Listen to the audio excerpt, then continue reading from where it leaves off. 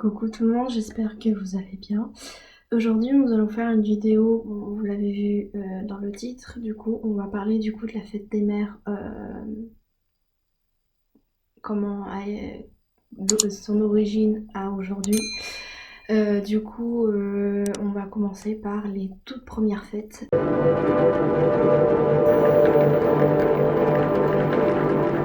qui ont été sorties.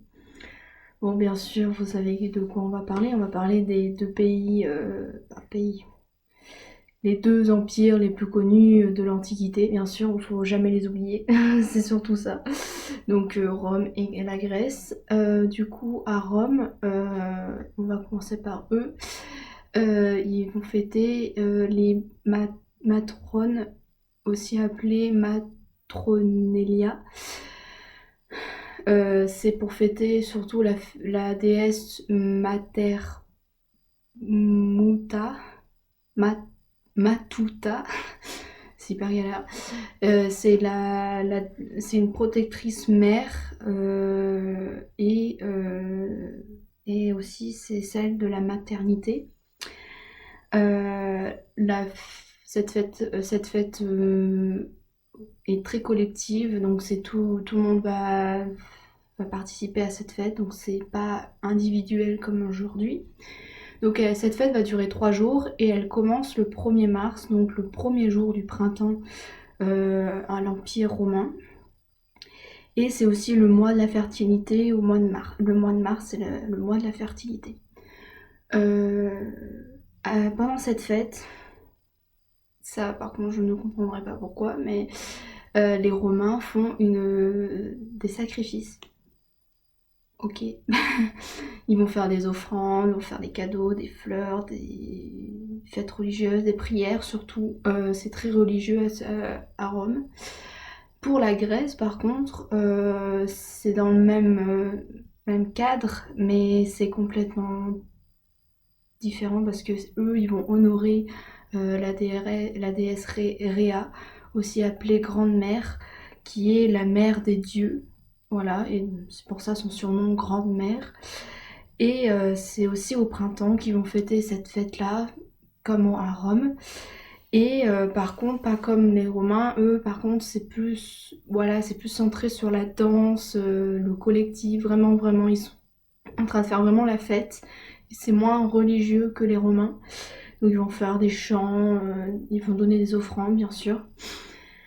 Et aujourd'hui, par contre, dans chaque pays, tout le monde le fait, il y a des fleurs, des cadeaux, voilà, bon, je vais pas, c'est aussi un peu religieux, il y a des repas aussi entre familles pour se remémorer les souvenirs, plein de trucs comme ça.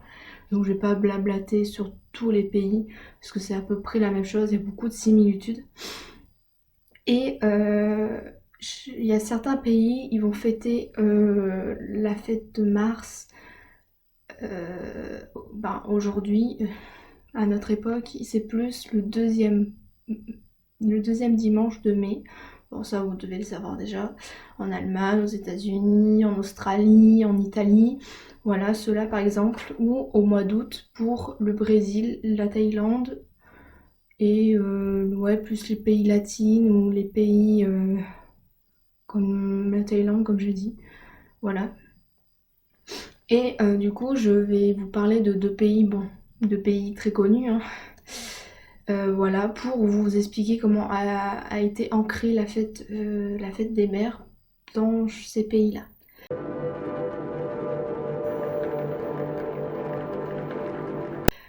Donc du coup, les États-Unis, bon, vous voyez très bien dans les réseaux sociaux bon voilà, c'est fêté le 2e décembre de mai. Mais on voit beaucoup sur les réseaux sociaux des voyages, des sorties entre familles, avec leur mère, avec leur enfant. On voit beaucoup ça avec les célébrités et tout, bon voilà. Et du coup, on va remarquer que pour que cette fête des mères s'ancre officiellement dans, dans le calendrier, on va dire, américain, c'est grâce à deux femmes qui vraiment ont essayé de pousser la chose jusqu'au bout pour bien dire c'est important, faut fêter cette fête, elle est hyper importante. Donc ça va commencer en 1970 par une activiste, militante et poétesse Julia Ward oui, je sais pas comment ça se dit, qui elle va faire une proclamation pour fêter cette fête, pour honorer les femmes,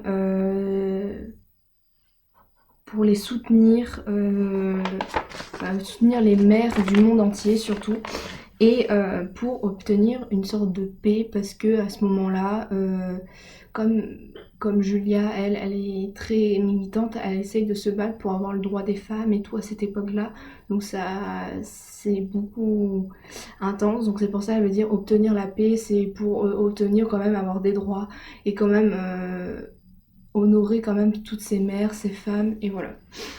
Mais ça, à ce moment-là, ça n'a pas été complètement officialisé. Il faudra attendre encore longtemps, donc en 1907, par une institutrice, Anna Jarvis, qui va, qui va être la propre créatrice de cette fête appelée Mother's Day en anglais. Et ça sera une fête nationale qui va se renouveler chaque année.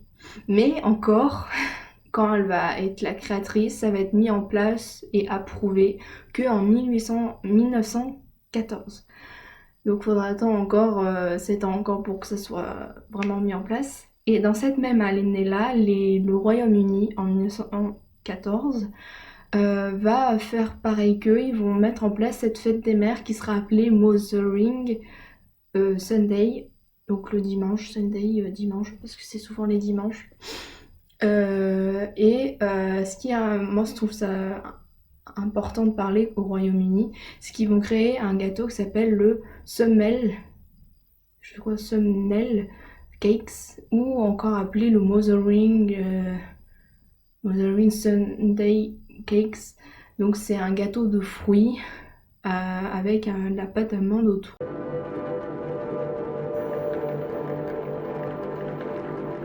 Nous aujourd'hui, on nous apprend pas assez sur comment a été mis en place la fête des mères, parce que ça a été très très long, ça a été très très compliqué en France pour mettre en place la fête des mères. Donc elles vont, comment dire, il y a beaucoup d'étapes en France, donc je vais vous expliquer les nombreuses étapes pour venir à cette fête des mères officielle quoi en France. Donc je trouve ça intéressant d'en parler, parce que c'est quand même en France, mais on n'en parle pas beaucoup. Donc du coup, ça, on va dire, c'est à partir de fin 19e. On va voir qu'il y a un accroissement de natalité, donc moins en moins de natalité, dû à la théorie de Thomas Malthus, Thomas Malthus, ou Thomas, je sais pas comment on dit, Malthus, qui a fait une théorie pour baisser la natalité, donc les naissances et tout, pour permettre de subvenir aux besoins de la population. Bon, c'est de la socio-économie, bon voilà, je vous parle de socio-économie, c'était dans mon cours, donc je pourrais vous expliquer. Et c'est pour abaisser le nombre de naissances, pour avoir moins de population, de nombre d'habitants et tout, pour équilibrer un peu la production, la consommation, pour que ça soit pas déséquilibré et qu'il y ait assez de nourriture pour subvenir aux besoins de la population. Voilà, et on va dire à partir de 1996, il y a un médecin qui s'appelle Jacques Bertillon. Il est médecin, il est statisticien et il est un peu il fait de l'économie aussi. Et du coup, il va essayer de faire une sorte de cérémonie pour honorer les mères et les pères dans des familles nombreuses, ceux qui ont eu beaucoup d'enfants, parce que à cette époque-là, on voit que la natalité baisse de plus en plus et on voit que quand même, c'est quand même important qu'il y ait de la naissance pour plus tard, pour l'avenir, c'est vraiment important. Donc là, on commence à se dire que Thomas Malthus a fait un peu une théorie qui a tout chamboulé et que là, il faut se remettre en question et remettre revenir comme avant, donc procréer. Donc voilà, donc c'est pour ça qu'il va essayer de honorer les mères et les pères de familles nombreuses pour montrer que c'est important qu'il y ait des enfants. Voilà, je sais pas si vous me comprenez. Euh, donc voilà, et on va voir. Alors je vais parler de lui, mais tout le monde va le connaître, donc j'ai pas besoin de trop parler de lui. Donc c'est en mai 1998. Non, en 1896, pardon. C'est toujours la même date, pardon, en mai quoi du coup. Émile Zola va montrer cette importance de donner naissance à des enfants. Donc du coup, il va faire un plaidoyer même dans le Figaro qui s'appelle Population. Et suite à avoir feuilleté le journal L'Aurore sur un article sur le bonheur d'avoir 12 enfants, c'était l'exemple de l'article, les 12 enfants, quand tu es en couple avec 12 enfants, le bonheur que ça fait. Et du coup, suite à ça, il va comprendre encore plus l'importance d'avoir des enfants. Donc du coup, il va faire une sorte de thèse, une thèse sur la natalité dans son roman Fécondité. Voilà, et on va attendre encore un peu plus longtemps pour que vraiment la fête des mères se mette en place. Mais c'est encore long.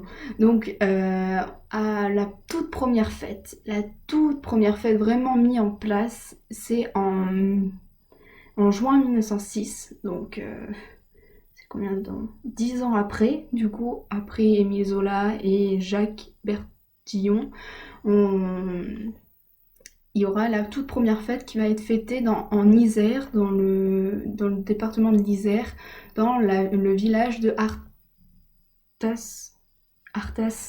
si je dis bien le mot, par Prosper Rocher, qui va honorer du coup les mères et aussi va donner des prix à deux mères qui ont 9 enfants dans le village. Voilà, et toujours aujourd'hui, le village de Arthas essaye de revendiquer cette création pour dire que c'est nous qui l'avons créée, la fête des mères, donc voilà, donnez-nous cette importance-là, comme on a un petit village, voilà. Donc ils vont essayer de revendiquer cette création.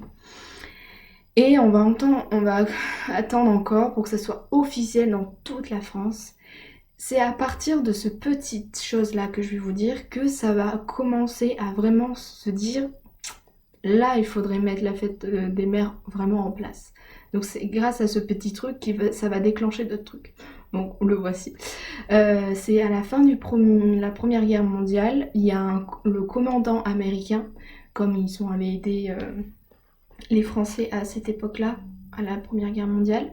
À la fin, ce commandant-là va demander qu'on distribue à tous les soldats, même s'ils sont français, allemands et tout, des cartes postales de la fête des mères, donc la Mother Day, à tout le monde. Voilà. Et du coup, c'est ce petit déclencheur où on va voir que plus tard, donc en 1918, juste après la guerre, à Lyon par contre, dans une grande ville, bon, vous la connaissez, la journée des femmes va vraiment être mise en place, mais qui va pas se répéter, ça va juste être ce jour-là, cette année-là, où ils vont fêter la journée des mères surtout, ils s'appellent ça. Et c'est pour ceux qui ont perdu leur fils et leur mari à la guerre. Voilà, mais c'est pas totalement officiel pour que ça se répète chaque année comme aujourd'hui. Alors il faudra un temps encore en 1920 que là on commence à officialiser cette fête-là, mais pas encore officiellement. Mais on va plus fêter la journée des mères de familles nombreuses, donc celles qui ont beaucoup d'enfants. Et à partir au mois d'avril, le 20 avril, en 1926, ça va venir plutôt officiel. Cette fête, cette journée des mères, Oui, la journée des mères de familles nombreuses va être officielle, mais dans le cadre politique de la natalité, qui était créé à la fin du 19e, comme je vous ai parlé avant, où il y avait l'accroissement de la natalité à ce moment-là. Et encore, c'est pas totalement officiel encore, hein. Ça avance, mais c'est pas encore là. Donc on va attendre encore, donc même en 1926, lors de cette officialisation de cette journée des mères, c'est pas encore officiel donc pour tout le monde dans le calendrier, dans quel jour on le met, est-ce qu'on le répète chaque année, voilà, ce n'est pas vraiment officiel dans toute la France. Donc il y a un petit événement qui va être fait pendant la guerre mondiale en 1942 par le maréchal Pétain pour avoir une sorte de reconnaissance. Le maréchal pendant le régime de Vichy, va essayer d'avoir une sorte de reconnaissance en passant à la radio pour pouvoir donner un message aux mères pour fêter la journée des mères, même si elle n'est pas totalement officielle encore.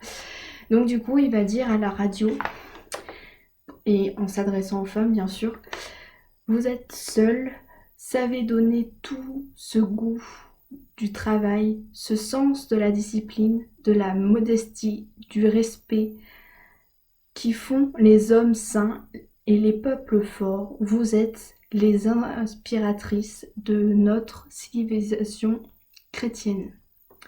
Voilà ce qu'il aura dit à la radio. Et enfin, il faudra attendre après la guerre, en 1955, une loi va être promulguée le 24 mai. Ils vont vraiment créer la fête des mères qui va être cette fois-ci renouvelée chaque année, pas comme pour la journée des femmes de 1926. Donc ça sera promulgué par le président Vincent Auriol. Et du coup, ça sera le dernier dimanche de mai, qui va dépendre de la Pentecôte. Ça passera après la Pentecôte. Donc, des moments, c'est en fin mai ou début juin, comme cette année où il va être le 4 juin. Et vous m'avez demandé, mais pourquoi c'est pas comme les autres en Australie, aux États-Unis, le 2e décembre de mai? Le dernier dimanche de mai. Pourquoi je dis décembre? En fait, le 2e dimanche de mai, c'est la fête de Jeanne d'Arc, du coup, qui est promulguée le 14 mai pour fêter la libération de l'Orient. Voilà. Donc du coup, je vais finir cette vidéo. J'espère que vous m'aurez tous compris. Je suis allée au plus simple possible pour que vous compreniez un peu l'évolution de la fête des mères en France, aux États-Unis, comment ça s'est passé, et bien sûr son origine, d'où ça vient réellement, bien sûr en Grèce et à Rome. Donc voilà, ce que je vais donner comme message, c'est que le glaïeul rose, si vous n'avez pas d'idée comme quoi offrir comme fleur, le